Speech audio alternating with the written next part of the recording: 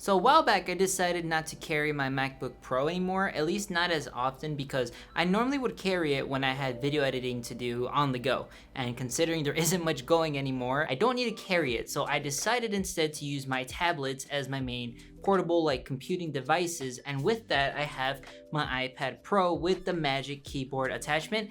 And I gotta say, this has easily replaced what I have to do with my MacBook, that it didn't really make the change all that drastic. So what I want to do today is talk about how I use this for my everyday life in terms of the work that I have to do that is on the go, that doesn't require video editing, and also explain to you guys accessories that I use that kind of make this a little easier, especially if you have to carry footage or photography or anything like that. But I even know some people as well that on the occasion will use this as their computing device, such as my friend Ali Abdaal, which, by the way, so Ali, can you explain to them what it is that you use your iPad for? So, iPad Pro. I basically take mine with me everywhere I go. I don't use it as my main driver. I still use my MacBook for sort of heavy lifting, but my iPad Pro is my, with Magic Keyboard, is my device for writing when I'm on the go, or reading books on the Kindle app with split screen using Roam Research so I can take smart notes from books while I'm reading them. I also use it very occasionally to watch Netflix. I use it to review video edits that my team have sent me, to reply to messages on Slack. Almost everything that I do on a laptop, I can do on my iPad, apart from video editing and apart from coding. And I find that the iPad is generally quite a nice, pleasant experience to use. It's just slightly less productive in terms of actions per minute than the laptop is. And so if I could only choose one, I would definitely still use the laptop, but it's really nice having the iPad. So yeah, thanks Tony for featuring me in this video. Thank you to Ali. And if you guys are interested in checking out his channel, I will leave a link down below by the like button so you guys can go ahead to his channel and check him out. So let's start off by talking about the iPad itself first. So this is the iPad Pro 2020 model 11-inch with 256 gigabytes of storage. I got this storage size specifically because I wanted to make sure that if I have to do any video editing, at least some light video editing and Lightroom photo editing as well, I want to make sure I have more than enough storage in here just in case I want to import footage or photography or anything like that. The things that I do every day on my tablet that make my work life easier is doing things like writing my scripts down in Evernote, such as I did for this video, being able to browse and research on the internet, being able to go to my checklist for my shot list that I create for said videos on here, and lastly, just listen to music as well as do some occasional video editing and Lightroom editing. And speaking of video editing, if you guys haven't seen my Google Calendar video, which I'll link up there and you guys can go ahead and click it and check it out, that was entirely edited on this iPad, and I plan to make a behind the scenes type video so that way you guys can pick up a few pointers in case you're interested in knowing how I did that. So feel free to subscribe so you guys don't miss that, as well as click the bell notification so you are aware when I upload. Now, as you guys saw, that the work that I do is actually very capable to be done here on the iPad, especially having the attachment. And that's the one thing that I love about this the most, is being able to simply put the iPad away onto this attachment when I'm ready to use it and literally just getting up and going.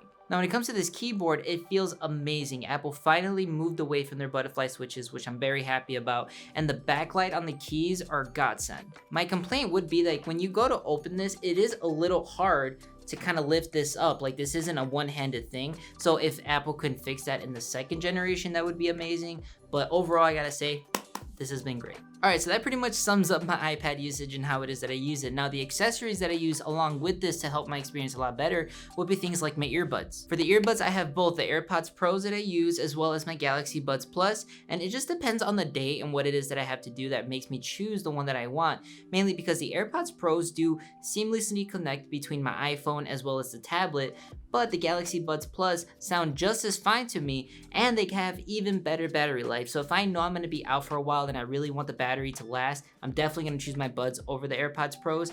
But if I'm at home, or I know I have a charger near me, or I just know I'm not gonna use them as intensively, then I'll happily bring my AirPods just for the seamless connection. Now remember, any Bluetooth earbuds will work, it's just what I have and what works for me. Now, to keep things charged on the go, I do have my CharMass 10,400 milliamp hour battery, portable battery, that I use for both my iPad as well as my iPhone. It has enough juice to be able to charge my tablet at least one time, and as well as to charge my phone, depending on the usage, around 3 times. Now keep in mind that the usage for this is going to vary between everyone depending on the size of the tablet that you need charged or your phone, as well as if you use your phone when charging it, because we know we shouldn't be doing that anyway. But overall, I gotta say that it's easy to carry, it's really small, it fits well in the hand, it fits well in any bag, and overall I enjoy it the most because it's so small that it doesn't really inconvenience me to carry it with me every day.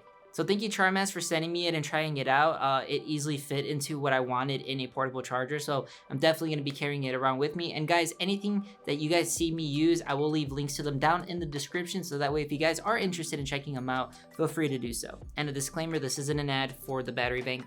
Just saying. And now lastly, if I have to go from home to the studio and I need to bring footage, photos, or anything around that nature, I do put everything in my SanDisk Extreme 1TB SSD. This is where I transfer all my footage from my home computer to the work computer or vice versa, and then as well as just keep things in there for whenever I need to actually use anything on the iPad, because it connects via USB-C, as well as if you have a USB-C to any other output that you need for whatever device that you have. But overall, the speeds are lightning fast. It works so well. I've almost had it for a year now and I really recommend it. So if you are someone that does photography or videography or video editing and you need something to store everything as well as have it be fast and reliable, I highly recommend checking out the SanDisk. So with all that being said, that is essentially what I carry in order to make my iPad here basically become my laptop. Now again, at the end of this video, I want to say that everyone's usage will vary. If you are interested in trying out the iPad as a laptop, I mean, you can go ahead and feel free to do so. You don't even have to have this one. You can try it with like the iPad 2019 that came out, because that is capable